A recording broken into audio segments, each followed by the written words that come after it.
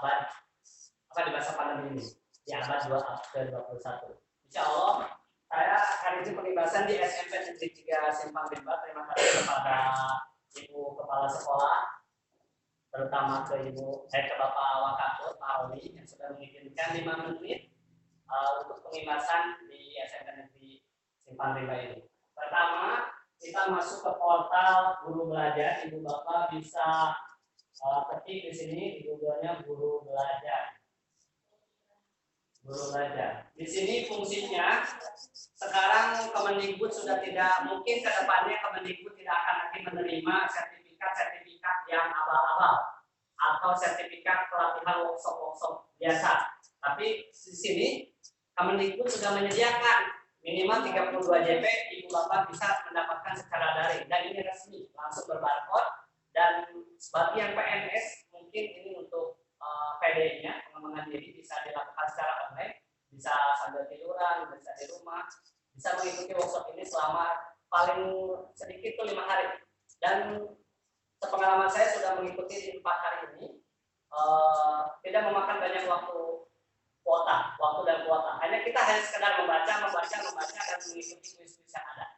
Kalau yang sudah PPG mungkin pernah tahu ada formatif, somatik seperti ini.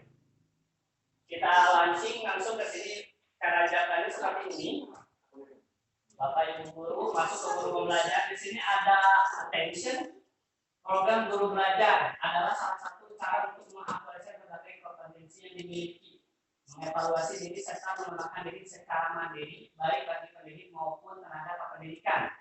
Pada program Guru Belajar merupakan upaya mendorong perbaikan dalam meningkatkan mutu pembelajaran.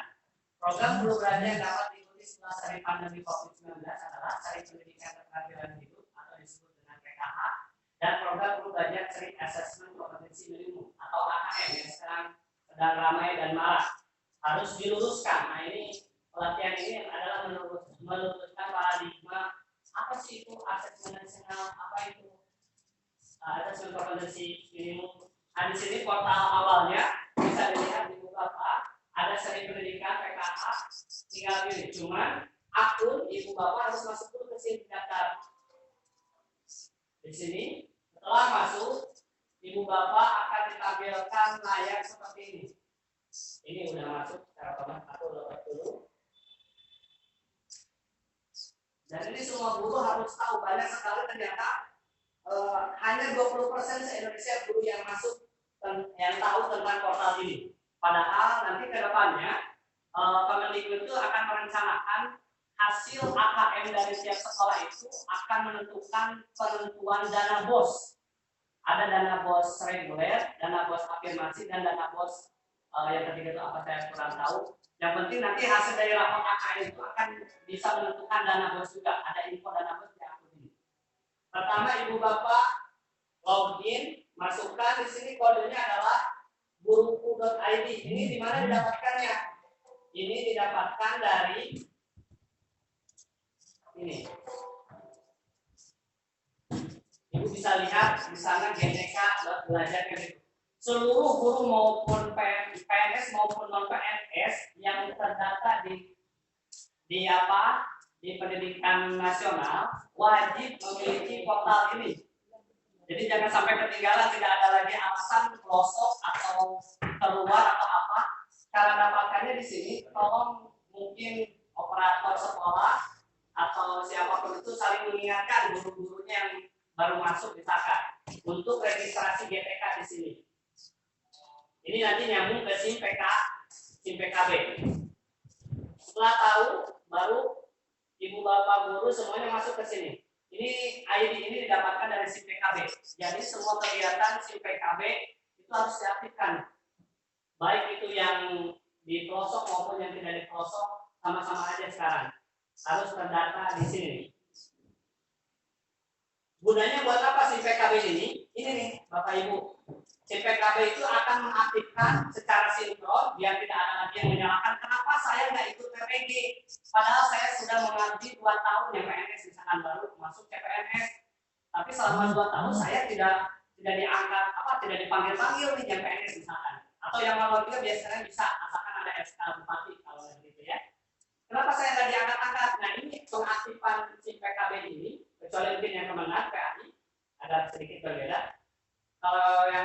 seperti Pak Gatot ini harus diaktifkan.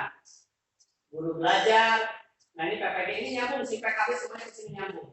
Guru berbagi, sekolah penggerak, diklat GPK, diklat penguatan kepala sekolah, diklat calon kepala sekolah, semuanya itu terintegrasi dengan SIM PKB.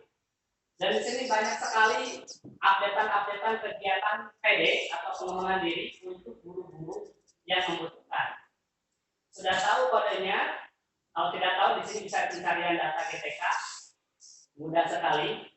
Misalkan namanya Ustaz Iman, provinsinya aku pilih Kepulauan Bangka Belitung. Tidak usah cari kota, langsung cari, langsung akan muncul di sini otomatis. Terdata, apakah betul? Langsung ada. Ustaz Iman sertifikatnya dari SMP Negeri 3 Simpang 5. Terkoneksi sudah aktif di SIM PKB.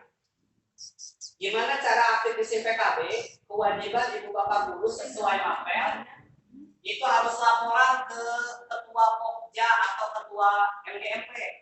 Dia dimasukkan ke sebagai member MGMP tersebut. Kalau kepala sekolah ada MKKS, Pokja MKKS, kalau guru ada yang MGMP-nya ada. Dimasukkan sama ketuanya. Kita tidak bisa masuk ke aktivasi. Sudah aktif di SIM PKB ini oleh ketua MGMP, ibu bapak tinggal nunggu 2 tahun asalkan ikutan pelatihan, tinggal nunggu 2 tahun langsung, mungkin kalau sistemnya lancar itu 2 tahun yang PNS bisa langsung ikutan PPG. Terdata secara otomatis, jadi tidak usah. Kenapa saya tidak terdeteksi ikutan PPG? Mungkin ibu bapak yang PNS baru ini tidak terkoneksi dengan SIM PKB. Jadi semuanya menjalur kepada SIM PKB. Kalau yang swasta, SK Yayasan baru bisa ikutan PPG dengan jarak 2 tahun minimal pelatihan. Sudah masuk, ID-nya ada sesuai dengan ID SIM PKB, masuk di guru belajar. Itu teknisi bisa di belakang kalau nanti pengen tahu tentang portal GTK. Nah di sini ini akun saya, jam-jam sapaan terdeteksi MGMP bahasa Inggris wilayah 2 Bangka Selatan di sini wilayah 2 nih. Sudah masuk MGMP, jam-jam sapaan, tinggal klik asesmen kompetensi. Nah ibu bapak, di sini saya sudah ikut BIMTEK guru belajar seri AKM angkatan 4. Saya sudah 2 kali ikut tapi gagal karena tidak menuntaskan tugas. Lupa terus waktunya. Ketika ikutan, ini hari terakhir, jadi cuma berapa bab saya pelajari.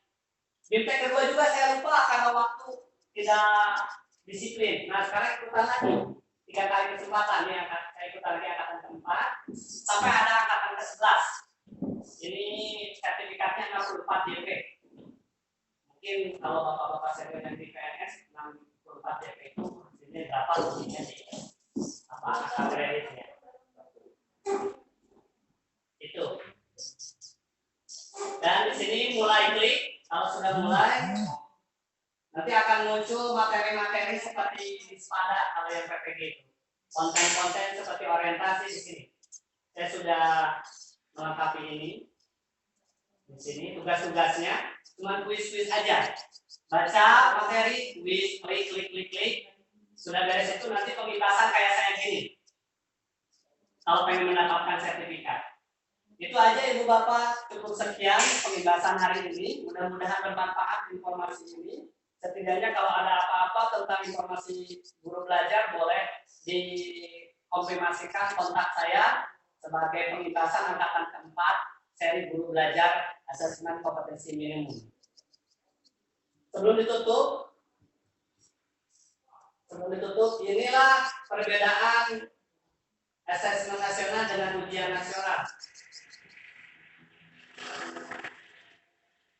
Jadi biar agar tidak simpang siur Ibu Bapak, katanya UN tidak ada. Pertama, tujuan untuk asesmen nasional ini mengevaluasi satuan pendidikan, suatu pendidikan. Jadi bukan per individu. Kalau ujian nasional itu per individu, hasil kompetensi masing-masing mapel yang ditentukan. Tapi kalau asesmen kompetensi minimum yang sekarang digalakan kelas 8, SMP Negeri 3 sudah ikut terdaftar. Itu bukan untuk individu siswa, tapi untuk keseluruhan sekolah. Nanti rapor AKM itu akan datang ke satu sekolah tersebut. Kepala sekolah harus bisa membaca dan guru juga harus bisa membaca hasil rapor AKM. Apa nih yang salah, apa nih yang kurang. Misalkan dari sananya, oh literasinya kurang, berarti proses pembelajaran ibu bapak sedang mengajar itu harus ditambah. Oh numerasinya kurang, berarti tingkat matematika dasarnya harus dipertingkatkan lagi. Itu banyak cara. Kalau sudah ikut pelatihan ini, itu terbayang semuanya bagaimana cara membaca rapor AKM itu. Kedua, jenjang penilaian. Kalau ujian nasional, SD sudah tidak ada UN. Kalau di asesmen nasional ini, SD, SMP, SMA, SMK, sama paket. Kemudian level siswa, kalau di AKM level siswanya kelas pertengahan. Kalau SD kelas 5, SMP kelas 8, kalau SMA kelas 11. Sedangkan ujian nasional itu tingkat akhir. Subjek siswanya, survei siswa dipilih secara acak. Jadi kalau asesmen nasional itu diacak, sedangkan UN per individu semuanya wajib. Secara sensus semuanya wajib mengikuti ujian nasional. Kemudian model soal, kalau AKM model soalnya nggak kayak ujian nasional, pilihan ganda aja. Tapi di asesmen nasional ini adalah ada pilihan ganda kompleks, kemudian menjodohkan, isian singkat dan uraian. Ada 5 bentuk, ya. Dan 5 bentuk ini bisa dibuat nanti di Google Form ibu bapak yang akan pelajari sekarang. Takutnya ibu bapak pengen membuat soal seperti ini AKM, ini bisa dibuat di Google Form. Sasaran penilaian tadi sudah diungkapkan kalau UN itu per individu, hanya mapel tertentu sehingga mapel yang lain jadi diabaikan misalkan. Kalau di asesmen nasional itu merangkum seluruh mapel. Dan terakhir adalah penilaian. Nah ini yang hebatnya ibu bapak guru. Kalau asesmen nasional itu sistemnya MSIT.